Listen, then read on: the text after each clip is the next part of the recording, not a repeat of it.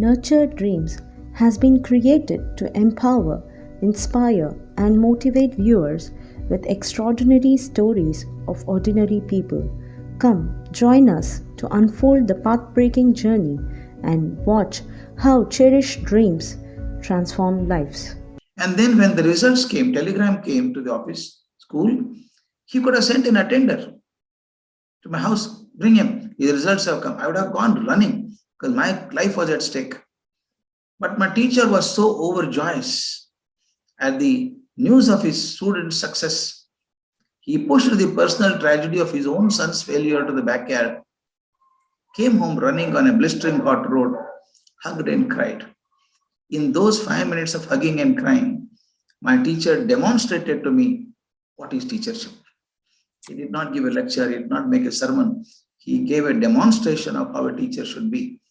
At that point of time, I decided, come what may, I shall remain a teacher. When does this motivational speaking, this side of you open up? In fact, I was a storyteller from beginning.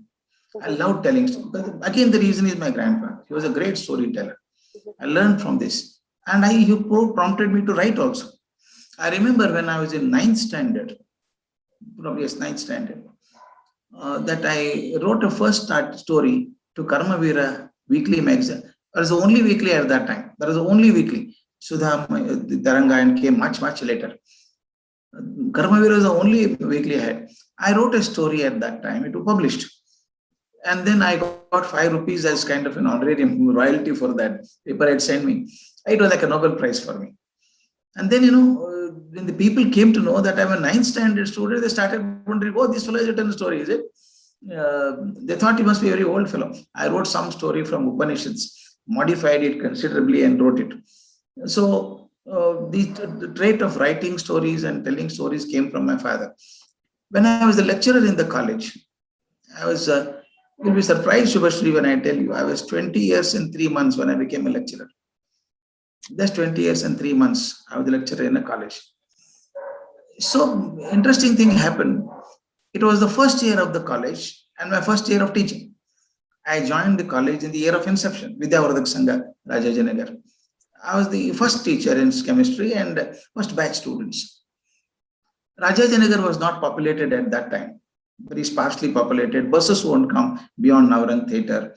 And we had only part-time lecturers, political science, sociology, logic, but only part-time teachers. Sometimes if they don't get bus, they don't come at all. So many classes would go free. Principal was worried. I went and told her as a young fellow, ma'am, don't worry. If any class is free, because I have chemistry classes, only 4 periods per week. And then 4 practical classes. Remaining time, I can't keep idle. That is my problem even now. I can't keep quiet for a single minute. I have to read something or write something or do something. I can't keep quiet. I told her, ma'am, any class is free. Allow me to take it. I'll take the class. What will you do, man, with commerce and arts? No problem. Any class is okay. You know what? In my chamber, in my chemistry lab, I had kept 3 books with me all the time. One is Kumar Vyasa Bharata. And secondly, one is Mankuti Manakagga of DVG. And third is Gitanjali of Tagore. Rabindranath Tagore's Gitanjali. Always had it. And told my students, any class is free, call me, I'll come. And then I said, whatever you want. I take bet with the students. Today I'll make you cry. Make an effort not to cry. Today I'll take Kumar Vyasa Bharata. I tell you, I've introduced Kumar Vyasa Bharata to so many children at that time. At PUC level. I would take Karanavasana Prasanga and I'll read Kumar Vyasa Bharata nicely. And invariably students would cry. And sometimes I take Gitanjali. This has been a touching point in my life. I'll share that with you. Perhaps I know the entire Gitanjali by heart. I have read it so many times, entire Gitanjali, Tagore's Gitanjali. I've always said, come on, I'll teach Gitanjali. In fact, one girl became head of the department of, I think still there, Jyoti Niwas College. She was my student, Lalita. Even today, I was class teacher for a commerce class. You remember, teachers were not there as a class teacher for PUC. And I taught her Mankuti Manakagga and Gitanjali and all that. Just about 5-6 years ago, I went to Delhi. Air Force headquarters. My cousin was an air commodore there. I wanted to meet him. Went in security, high security Air Force headquarters. I gave my visiting card to a lady in the counter, reception counter there. She was a Punjabi lady. She could not pronounce my name properly. I was sitting there, and after some time, another lady came and joined her. And this lady showed my visiting card to her. Oh, suddenly her face brightened up. She came running towards me, came and touched my feet. Sir, remember me, sir? I said, face is familiar. I don't remember the name. She mentioned her name. You know what she told next? After mentioning her name, next is, sir, you still teach Gitanjali, sir? Then I said, wrong number. I'm a chemistry teacher. Sir, I know, sir, but you taught us Gitanjali in the class, sir. It became so popular, Subhashri, I used to tell you, whenever the part-time lecturers did not come, I used to take the classes. And these mischievous children would go and tell the part-time teachers, ma'am, don't come tomorrow, ma'am, don't come tomorrow. Don't come tomorrow, because sir is taking Kumar Vyasmartha. I mean, to that extent, I loved interacting with them. And I would use these books as a tool to motivate them. Every quartet can motivate anybody. Gitanjali is a wonderful thing. And this lady, Air Force headquarters, I said, I know, sir, you are a chemistry teacher, but you taught me Gitanjali. Then she repeated the whole verse, one verse. Is it thy delight to see thy own creation through my eyes? She read out the whole thing and said, sir, I have taught it to my son also. I said, gratified. I'm sorely gratified, because Gitanjali, if you read it and teach your son, Tagore has lived two more generations. We tell children don't have culture, but we have not made an effort to teach culture to them. We have failed. Children have not failed. They'll absorb whatever is given to them. If I don't give them a sense of music, sense of literature, sense of dance, sense of our culture, then what do you expect them to be? So therefore, I was concerned about it from then only. So I started to do it. So therefore, this kind of talking to students beyond the frame of reference, you'll be surprised. Teaching chemistry, my students were so keen to know Mankuti Manakagga from me. You can't believe it, I tell you, you can't believe it. The entire final BSc class, they finished the class by 3 o'clock. I was the principal by then. They would come to my chamber. All 24 of them will sit on the floor, or 24, 30 students. Every verse of Mankuti Manakagga I taught them. Though I taught them chemistry for 3 years, but I taught all 945 quartets of Mankuti Manakagga to all of them. That means going beyond the frame of reference is my hobby. If you teach chemistry, people need not thank you. It is your job to teach. People thank you only when you do much more than what you are asked to do. Exactly, extra mile. That's more important. I always believe that if you give whatever you are paid to give, people need not thank you. Only when you do more than what you are required to do, thanks comes. That is where you found the need for starting an academy for teaching. No, not that. It happened. It again an accident in my life. I was principal of the college for 16 long years. I became principal just after 28 years. Just 28 years, I was the principal of a degree college. Remained there for a long time. And sometime in between that, I was nominated to be the vice chancellor of an university, which I did not take. Suddenly, it so happened that destiny, I resigned, took retirement from the college principal post at the age of 46 and went to build a school. I had never taught small children in my life. The smallest class perhaps I taught was BSc first year or something like that. But divine design, you can't say. I went as the principal of an international residential school and academic director of that institution. When I taught small children, I tried to understand. I taught at all places. I taught at the colleges, universities in India and abroad. Many places I taught outside India. Now I'm teaching in the school. I taught the entire spectrum of education.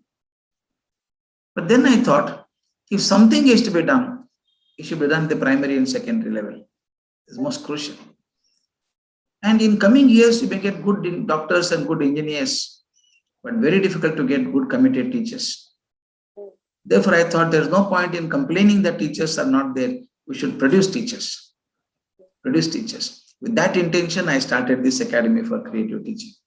What is is only to motivate. what is the Yes, ma'am. special element you have in your teaching, in your training Oh, this is something institute? wonderful. This is really wonderful. We have trained more than 250,000 teachers through this organization, built about 92 schools all over the world. And we regularly be in touch with teachers and train them. Teachers and principals and students, we do that. The focus here has been, my simple philosophy is very clear. If children do not understand the class, the teacher has to change the style, not the student. You understand, if I sit in a class and I feel lecture is boring, that means I'm not able to get from him what I wanted. It is the teacher's responsibility to look into the eyes of the child and feel, oh, she is not picking up. I should come down or go up, modify my levels of teaching. I always say, we created a model in ACT. It's a very famous model all over.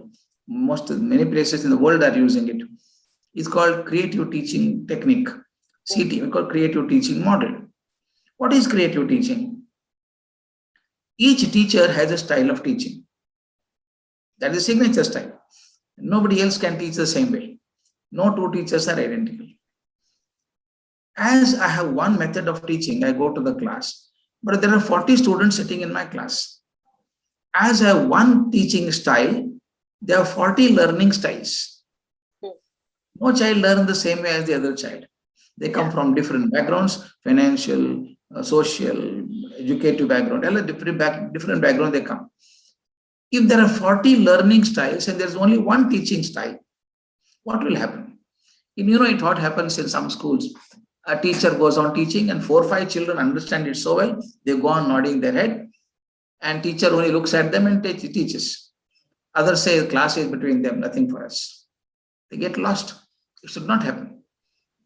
Then question is how a teacher should adjust his teaching style to meet the requirements of all the 40 learning styles of the students. Many people ask me, so difficult, sir. How can you do it?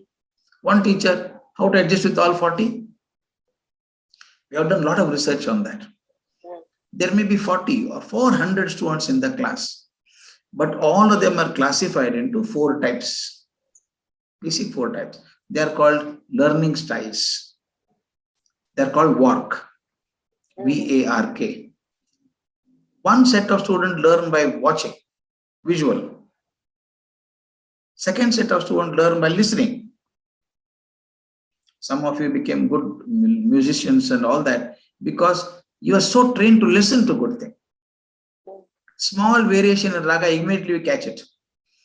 Small mistake when somebody transcends the wrong, makes some wrong connotations, suddenly say, oh, Besur ho gaya, Besur. Suddenly you feel it because you're trained to hear that.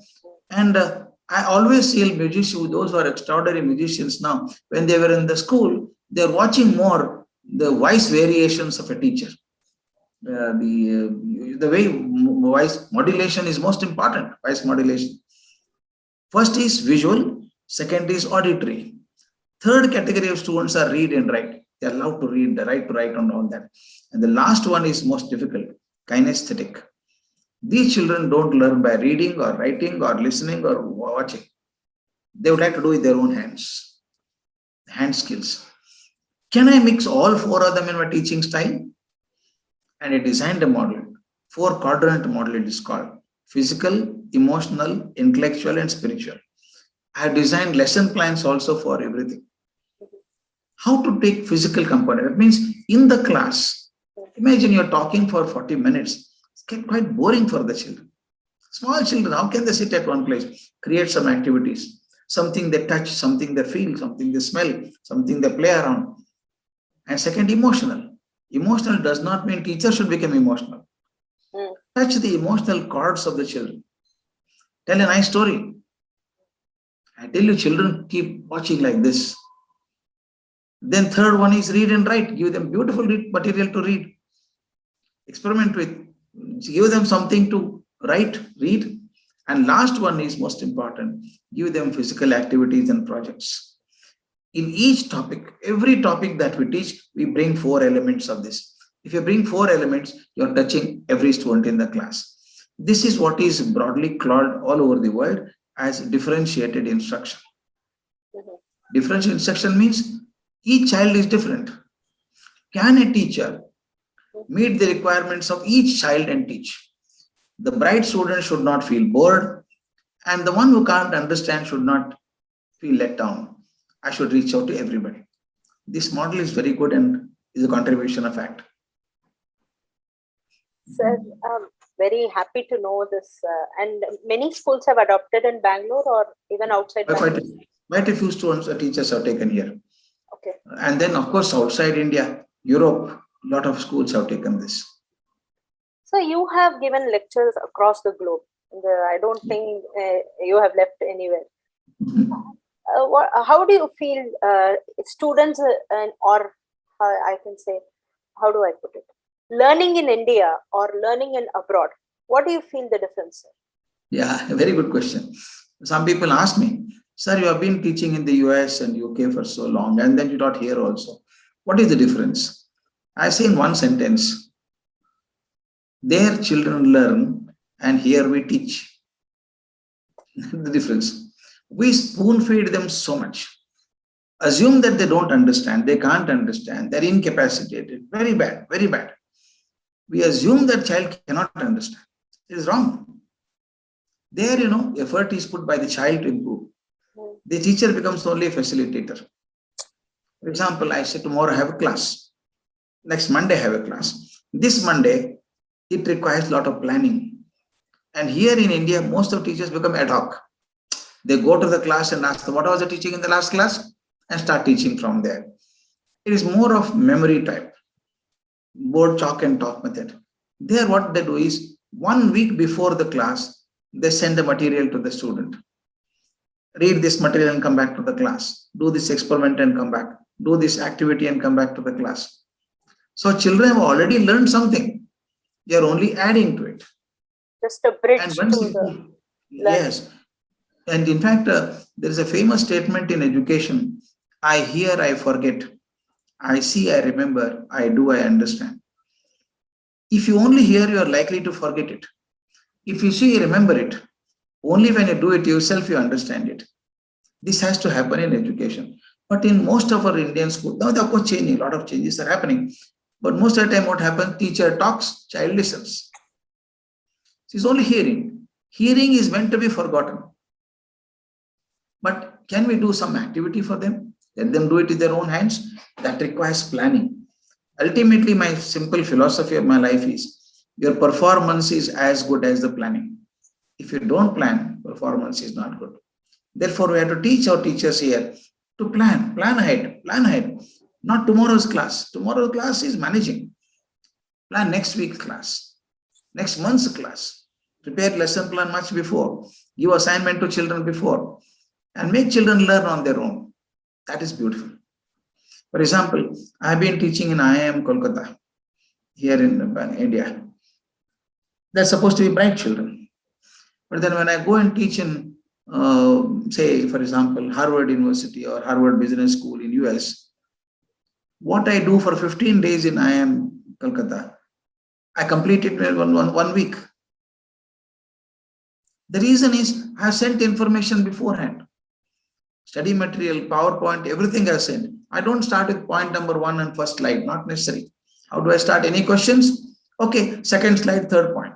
That means they have already read the first point. Any doubts they can ask? Go to second slide. So you can complete faster and they've learned. I don't have to teach, they have learned. Difference is that they learn and we teach. Can that be included in Indian curriculum? Or it is happening already? Some schools are doing it.